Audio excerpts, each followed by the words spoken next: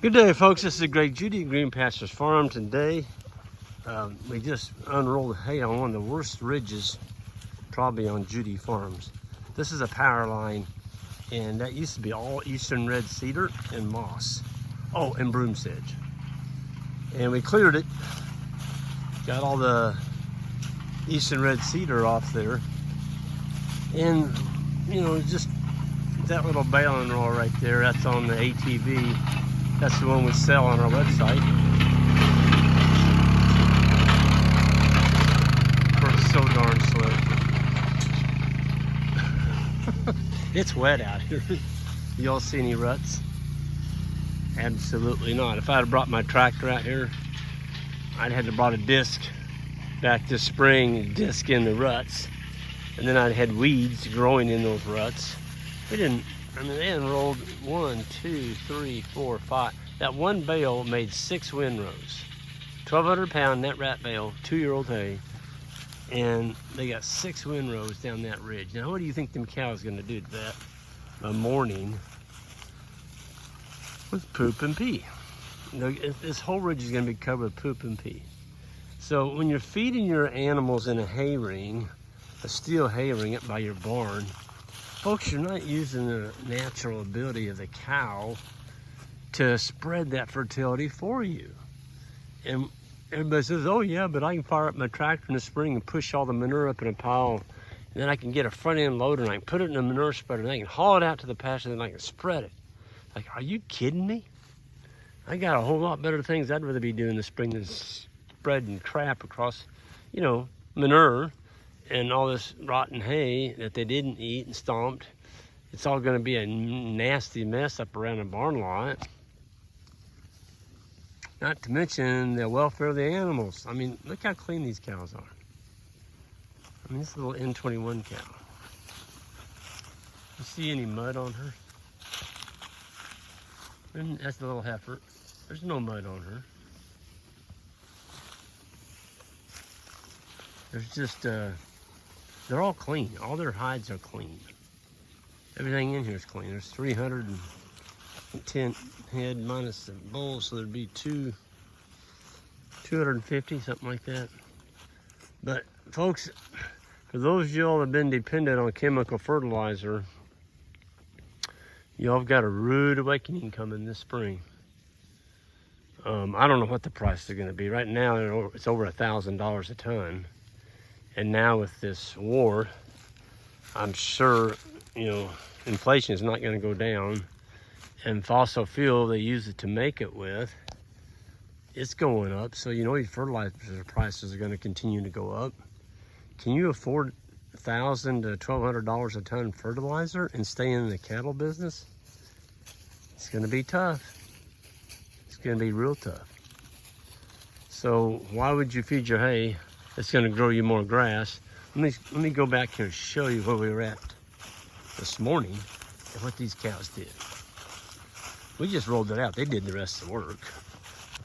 This is part of the little stockpile piece we gave them tonight. They'll be out here munching on this. We won't move them till 8 o'clock in the morning. Tomorrow's Saturday, but it's a little later. We usually do it at 7:30 on weekdays, but on Saturday morning we'll be a little bit later. I wanted to show you something. We're talking fertilizer here, folks. And carbon. Look at this hay. They ate probably, I'm gonna say 75% of it. But look at the manure. I mean, this is gonna grow us more grass. And it's not up around the hay ring in the barn lot where the cows are stomping in mud. It's scattered out on this whole landscape. Oh, look at that. I'll be darned. Huh. Little 6-point. Glad I found that and didn't find that with a tire. He'll be a nice one next year, he should. But, you know, you just look across here and see these little black dollops. Every one of those is $1 bill. $1,200, you know, $1,000 to $1,200 a ton for commercial fertilizer. That's going to kill all the microbes in your soil and the earthworms. That's what happens. Oh, they didn't tell you that? Yep, that's what happens. And then you're addicted to it, and you got to come back and buy some more the next year. They like that. They like taking that money and putting it in the bank. And you got to come back next year and buy some more because your soil is so messed up, devoid of life, that it won't even support itself anymore. So we need to back up. We need to back up. And that's what I'm telling you, folks. Look at this. Look at the fertility out here. So when you feed hay, make it sure that it pays you something to do that. It pays you back with grass, more grass, better grass, thicker grass, more diversity. This is Kentucky 31. And I just read an article today. They're beating it up again. You know, you got to spray it with glyphosate. Kentucky 31, because it's got endophyte, you know, toxin in it. Are you kidding me? You're gonna go broke, folks. Don't do that. Don't do that. Get some clover in it, some diversity. There's nothing wrong with Kentucky 31. Who's making the money? You got to spray that and you put in these more expensive brands that are $5 a pound at $20 pounds to the acre. That's $100 an acre in seed. And that price I'm giving you was from 3 years ago. Heck, it's probably $7 a pound now. So you got to spray your farm with glyphosate. Put in some kind of cover crop. They call it a smother crop. Then you got to go back in the fall, early fall, spray it again with Roundup or glyphosate. And then you get to no-till drill in your, what they call the novel endophyte. And, oh, I forgot to tell you, I don't think they told you that either. In 5 years, you got to do the whole thing over again. And that's because the Kentucky 31 came right back in and took it over again. So now you got to spend more money and do it again. It's a vicious merry-go-round you get on. Your money's always leaving. Here's what you do. Here's what I've done, and it's worked very well. And that is keep the animals that can stay fat and give you a calf on Kentucky 31 with clover mixed in with it. Sell the ones that don't. Period. Done. Situation taken care of. Oh, and by the way, all your money's still in your pocket. It's not in town. You meet that guy driving by. He's got a brand new car. He owns the chemical company. It just took all your money. You're sitting out there on the farm trying to figure out how you're going to make a payment on your land. Or maybe put groceries on the table. I don't know. But look at this. I didn't spend $1,200 a ton for fertilizer here, folks. We're buying big ram bales for $35 to $45 a bale, net wrapped. And we're unrolling it out here, running it through the cow. She's wasting about maybe 25, 30%. We call it waste. A lot of people do. I'm just saying I'm feeding it back to the soil. I mean, right here's one of the thicker clumps. Oh, look what's buried in there. Nice big old chunk of manure. Folks, the earthworms are just gonna have a heyday in here. Heyday. Last time we measured the earthworm count on our farm, we were at 17 worms per square feet. Okay, if you can get up to 25 worms per square foot, it's like 40 tons of earthworm castings per acre per year. That's how many castings they can put down. Feed the soil and they will come. Build it and they will come. There's a movie, Field of Dreams. They used that phrase, build it and they will come. Well, if you build fertility on your farm in the form of carbon, sequestering carbon, laying the carbon on top of the ground, running it through a ruminant animal, collecting solar energy from the sun, and not having to spend all your money on chemical fertilizer. Folks, you're gonna have to change, because $1,200 fertilizer is not gonna work. And I feel for the crop farmers. I don't know what they're gonna do. They've got to put down some kind of fertilizer. They're not gonna grow a crop. And how you do that? I mean, everything's going up. It's gonna be tough. But we're not in that business with the ruminants. See, we've got the ruminants helping us, so. Got your little surprise there in your pocket, huh? Yeah, did you see that, guys? See that? Nice little 6-point. Yeah, he's gonna be pretty nice next year. By the way. Yeah. It is. Yeah, there you go. What is that? A unicorn that's just got one horn? Oh, the Elliot or whatever. There you go, right in the middle of your head. Yeah. We were just talking, or I was shouldn't say we, I was just talking about the fertilizer. I just had a guy call me yesterday, and he's priced fertilizer, I think it was $1,100 a ton. And now with, you know, the war starting over there and, you know, oil getting more expensive, they got to use oil to make fertilizer. Yeah. So by spring, these people that are using all this fertilizer to keep their beef herds going on their farm, you know, what do y'all think about what you're looking at here? I think it's a lot of money you're keeping in your pocket. What do you mean by that, Isaac? In the form of fertilizer. I think those manure pads no longer are $1 a piece. I think they've gone up. I think inflation.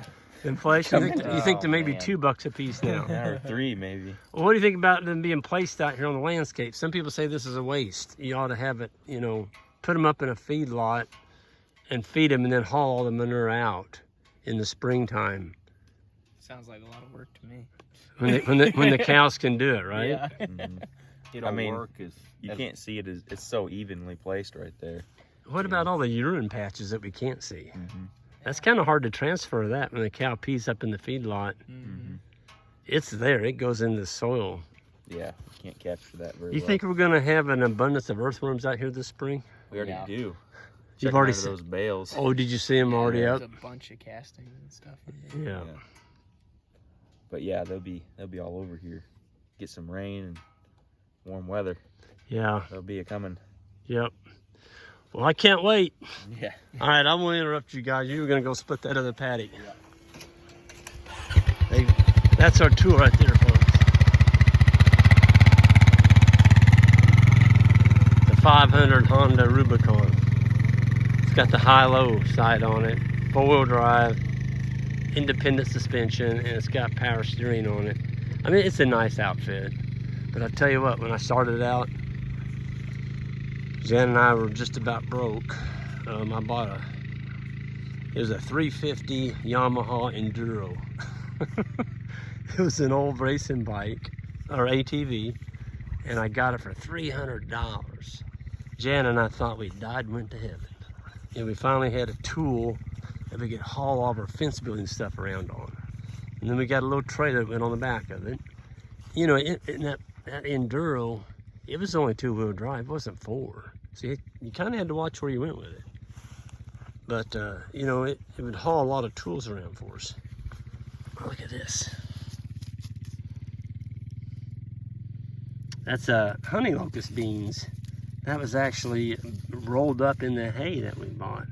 Huh, it's kind of cool. But, you know, when you start out, you're not going to have that kind of equipment. You can't afford it. I mean, I didn't have a good four-wheeler for probably 10 years. I had to make that old Yamaha, and it, you know, it wasn't fancy, but it got us by. And that's what you got to do. When Jan and I started out, all we had was a, I hate to say this, we didn't even have that old Yamaha the first couple of years. All we had was a dolly, a 2-wheel dolly, like you move a refrigerator around with. And we'd stack all our stuff on, and we'd bungee cord it on there, and Jan would push and I would pull. And that's how we put in fence on a lot of these lease farms. It worked. We got it done. And going through those hardships makes you appreciate when you reach the other side. So, folks, I'll just tell you this. Every one of y'all can do what we've done, but you got to have, first of all, you got to have the dream. You got to have the work ethic. And don't think it's going to be luck. It's not luck. It's perseverance. It's willing to do without.